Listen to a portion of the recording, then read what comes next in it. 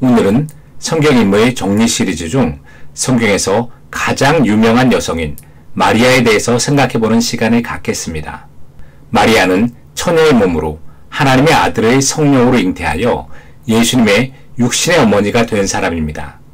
성경에서 여성은 소외되어 있는 것처럼 보이지만 하나님께서 크게 쓰셨던 사람의 배후에는 어머니의 신앙과 기도가 있는 경우가 많습니다. 마리아는 숭배의 대상이 아닌 우리와 같은 성정을 지닌 사람이지만 그녀가 보이지 않게 했던 선한 영향력은 매우 막대했다는 것을 부인할 수 없습니다. 마리아가 하나님의 아들을 낳게 될 것이라는 것을 들었을 때 그녀는 10대의 소녀였습니다. 도저히 믿을 수 없었던 처녀의 임신 사실과 하나님의 아들을 낳게 될 것이라는 것을 천사로부터 들었을 때 그녀는 마음속에 믿음을 가지고 있었습니다. 마리아의 담대한 믿음이 인류 구원의 메시아를 세상에 나타나게 되는 동역자가 된 것입니다. 마리아는 예수님의 어린 시절의 교육을 담당했을 정도로 막대한 영향을 미쳤습니다. 성경에서 예수님의 어린 시절에 대한 기록은 단 한 부분만 기록되어 있습니다.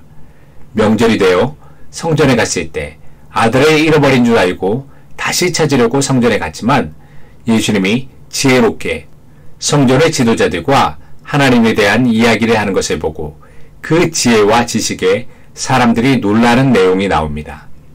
어린 시절에 대한 이야기가 누가복음에 기록된 이 이야기 외에 기록되지 않았던 것은 예수님께서 나이마다 지혜가 성장하셨고 하나님과 사람에 대한 사랑을 받았다는 일관성이 있기 때문입니다. 예수님께서는 항상 한결같으셨기 때문에 공생의 이전의 기록은 특별히 성경에서는 기록되어 있지 않습니다. 신앙생활에서 가장 큰 영향력을 주는 사람은 어머니입니다. 저도 어머니와 할머니에게서 신앙의 95% 이상은 배우고 성장했습니다. 예수님의 육신의 아버지 요셉이 비교적 일찍 돌아가셨다는 전승이 있었기 때문에 예수님께서는 맏아들로서 가정의 생계를 책임지셔야 했습니다. 어머니로서 자녀를 양육해야 했던 마리아는 하루하루가 하나님을 붙드는 일의 연속이었을 것입니다. 마리아는 예수님의 첫 기적에서도 중요한 역할을 했습니다. 가나의 결혼식에서 물을 포도주로 바꾸신 사건입니다. 이것이 세상에 나타난 예수님의 첫 표적이었습니다. 결혼식에 포도주가 떨어졌다는 것은 결혼식 행사가 완전히 망했다는 것을 의미합니다. 그만큼 결혼식에서 포도주의 역할은 중요했습니다. 마리아는 예수님으로부터 첫 기적을 행하게 하는 동기를 제공해서 예수님이 세상의 모습을 드러나는데 역할을 했습니다. 이후로도 마리아는 보이지 않게 예수님의 사역을 후원했고 예수님의 십자가, 오순절 마가의 다락방 현장, 사도 요한의 요한복음을 만들기까지 선한 영향력을 끼쳤습니다. 십자가상에서 예수님의 죽음을 목격한 마리아는 후에 부활하신 예수님을 만났고 오순절 날에는 성령이 내리실 때 사도들과 함께 기도했습니다. 신약시대는 성령시대입니다. 우리 힘으로는 아무것도 할 수 없다는 것이 성경의 결론입니다. 오직 성령이 임하시면 예루살렘과 사마리아와 온 유대와 땅끝까지 이르러 주님의 제자가 되는 것이 우리의 일입니다. 다른 일을 하려고 찾아다니는 것이 아니라 예수님을 증언하고 다른 사람을 사랑하는 일에 모든 힘을 기울여야 합니다.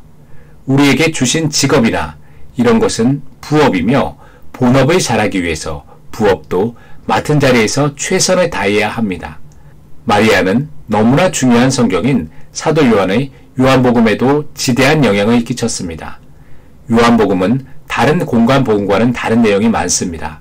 특히나 예수님의 숨겨진 이야기나 왜 예수님이 하나님이신가를 잘 나타내는 복음서입니다. 마리아를 모시면서 요한은 다른 제자들은 듣지 못했던 이야기를 듣게 됨으로써 더욱 예수님을 이해할 수 있었습니다. 요한복음은 너무나 영적인 책이며 우리에게 유익이 되는 책입니다. 성경에서 가장 유명한 요한복음 3장 16절도 요한복음에 기록되어 있습니다. 하나님이 세상을 이처럼 사랑하사 독생자를 주셨으니 이는 저를 믿는 자는 멸망하지 않고 영생을 얻게 하려 하심이라는 말씀은 초신자들이 가장 먼저 접하는 복음의 핵심을 담고 있습니다. 마리아의 다른 아들들인 야고보와 유다와 같이 성경의 기록하였을 정도로 마리아의 가정은 하나님께 너무나 큰 복을 받았습니다. 특히나 야고보와 같은 경우는 초대 교회의 기둥으로 베드로가 로마의 치하에서 도피 생활을 하고 있을 때 교회의 수장으로 큰 역할을 감당했습니다. 성경은 사도행전 28장의 마지막으로 전하면서 우리에게 성령 행전을 계속해서 쓰라고 암시하고 있습니다. 바울의 죽음을 비롯한 다른 이야기가 없는 것처럼 마리아의 삶도 철저하게 감추어 있습니다. 하지만 마리아의 놀라운 헌신과 믿음은 교회에 매우 큰 선한 영향을 미쳤다는 것은 부인할 수 없습니다. 성경은 우선 가정에 집중하라고 합니다. 한 명의 자녀가 어머니의 사랑과 기도 속에서 얼마나 큰 일을 했는가를 보면 세상의 역사가 바뀌는 일입니다. 모세가 그러했고 사무엘이 그러했습니다. 한 명의 좋은 신앙인이 성장하기 위해서는 어머니의 눈물의 기도가 뒷받침되는 일이 너무나 많습니다.